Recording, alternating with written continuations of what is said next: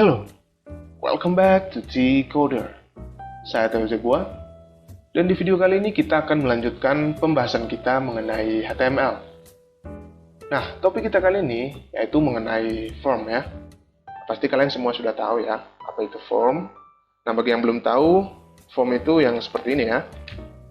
Misalnya di Instagram nih, ini ada form login, itu juga di Facebook ada form login ya, dan ada juga form daftar akun. Atau pada portfolio saya di sini ada form kontak ya. Nah, kira-kira seperti itulah form. Nah, di sini kita akan belajar bagaimana cara membuat formnya ya, mulai dari yang basic dulu ya. Silakan buka folder pembelajaran kita melalui Visual Studio Code. Lalu kita akan buat file baru, kita akan beri nama 9_lesson.html. Lalu kita akan buat struktur dasarnya, kita akan ganti title-nya menjadi form basic ya, dasar. Nah, untuk membuat form, kita membutuhkan tag namanya form ya. Ini adalah tag pembungkus, supaya HTML tahu bahwa di sini kita akan membuat form. Untuk actionnya kita bisa hapus dulu ya, karena masih belum butuh. Ini formnya juga belum jalan ya, kita masih membuat tampilannya saja. Nah, supaya lebih menarik, kita akan mengerjakan suatu studi kasus ya. Kita akan buat yang seperti ini. Di sini ada nama depan, nama belakang, lalu ada jenis kelamin, ini bisa kita pilih ya. Lalu ada email, lalu ada password ya. Ketika kita ketik, dia langsung terhide seperti ini ya, tersembunyi. Lalu di sini ada tombol. Nah, pada form, untuk membuat yang ini, ya, ini namanya label ya. Kita bisa buat dengan tag label. Nah, untuk formnya kita bisa buat first_name. Lalu untuk teks yang ditampilkan, kita bisa buat first spasi name. Lalu kita akan buat BR. Nah, sekarang di bawahnya kita akan buat input field-nya ya, yang ini. Kita akan buat ini. Nah, sekarang caranya kita buat tag input dengan atribut type yang value-nya adalah text. Ya, coba kita save dulu ya. Kita lihat di browser. Nah, di sini sudah muncul ya. First name, lalu ada input field-nya. Nah, tapi HTML belum tahu nih, ini label punyanya siapa gitu kan. Seharusnya kita beritahu, ini label punyanya si input yang ini. Nah, caranya kita harus menghubungkan label ini dengan input yang ini. Kita buat atribut namanya ID, lalu value dari ID ini kita samakan dengan value dari atribut for pada label. Nah, di sini kita copy, kita paste di sini, lalu kita save, kita lihat di browser, kita refresh. Nah, sekarang HTML sudah tahu bahwa label ini adalah milik dari si input ini. Dari mana kita tahu? Coba kalian klik bagian labelnya. Nah, nanti inputnya langsung aktif. Ya, kalau misalnya ID-nya nggak ada tadi, misalnya kita hapus. Sini kita refresh, kita klik labelnya. Nah, dia nggak mau nih.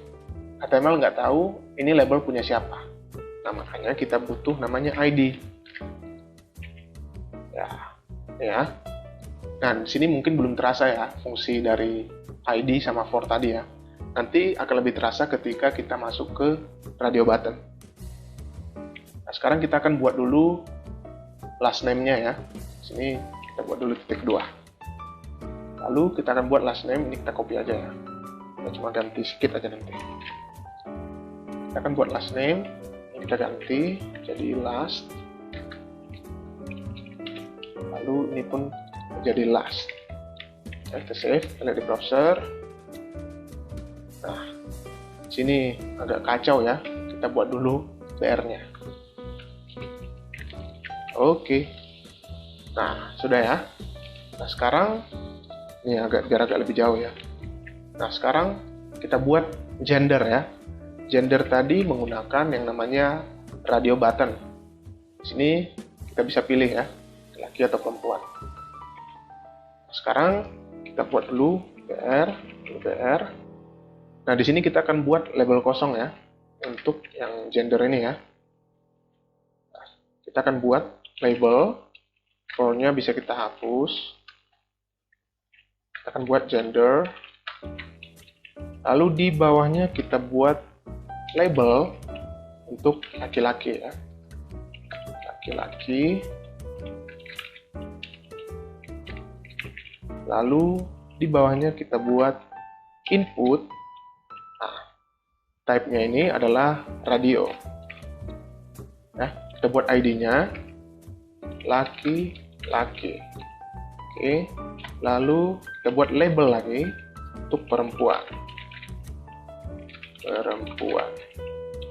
Lalu kita akan buat inputnya dengan tipe radio, lalu ID-nya perempuan. Kita save, kita lihat di browser, refresh. Nah, sini sudah ya. Kita buat dulu BR di sini ya. Oke, sudah ya. Kita bisa klik ya, kita bisa pilih. Nah, tapi ini salah ya. Masa kita bisa pilih dua gitu ya? Ini harusnya kalau misalnya kita klik sini, maka di sini hilang. Kalau kita klik di sini, maka di sini hilang. Nah, nanti kita akan perbaiki. Nah, di sini baru terasa fungsi dari ID dan for tadi ya, pada label dan input tadi. Kalau misalnya saya sebagai user nih, ini agak susah mengklik ini karena agak kecil nih, ya kan? Makanya kita buat labelnya bisa diklik juga. Jadi kita bisa klik di sini. Ya, misalnya nih agak kepleset ke sini.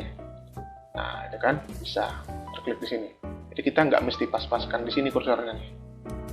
Ya. Nah, ini salah satu yang bisa meningkatkan user experience pada website kita. Nah, sekarang kita akan perbaiki dulu ini ya. Nah, cara memperbaikinya, kita akan beri atribut yang sama untuk menandai bahwa ini adalah radio button yang sama. Ini adalah pilihan yang sama gitu ya. Nah, sekarang kita akan beri atribut name pada kedua input ya. Name. Lalu kita akan beri nama misalnya gender. Ya, coba kita save. Refresh. Nah, sekarang kita pilih ya. Nah, sekarang dia sudah pindah. Ini baru benar ya. Nah, sekarang kita akan kembali membuat ini ya, email, lalu password, lalu tombol ya. Sekarang kembali ke code editor, kita buat dulu BR. Nah, sekarang kita akan buat label untuk email ya. Email, lalu kita buat input dengan tipe-nya adalah email. Nah, tipe email ini diperlukan untuk validasi nanti ya, jika user menginputkan teks biasa ya. Jadi, HTML ngecek nanti nih, apakah yang diinputkan user itu betul-betul email yang valid atau tidak ya. Email yang valid itu kan seperti bla bla bla @domain.com ya, kira-kira seperti itu. Lalu kita akan buat ID email. Lalu kita akan buat di bawahnya label untuk password ya. Password. Ini kita lupa titik duanya. Lalu di bawahnya kita buat input. Type-nya adalah password ya, supaya yang kita ketikkan nanti tidak muncul ya. Lalu ID-nya adalah password. Nih, lupa kita buat BR di sini. Ya, kita save, kita lihat di browser, kita refresh. Nah, sudah ya. Sini sudah bisa kita munculkan email dan password. Lalu yang terakhir adalah nih, ada tombol nih. Nah, cara membuat tombol itu dengan menggunakan yang namanya button. Lalu kita tulis isinya, ya, tulisannya submit gitu ya. Dan di browser kita refresh. Nah, di sini sudah muncul ya tombol submitnya.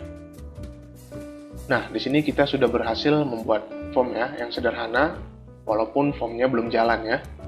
Nah, di video berikutnya, kita akan belajar mengenai form yang lebih advance lagi ya. Untuk sementara, sampai di sini dulu videonya.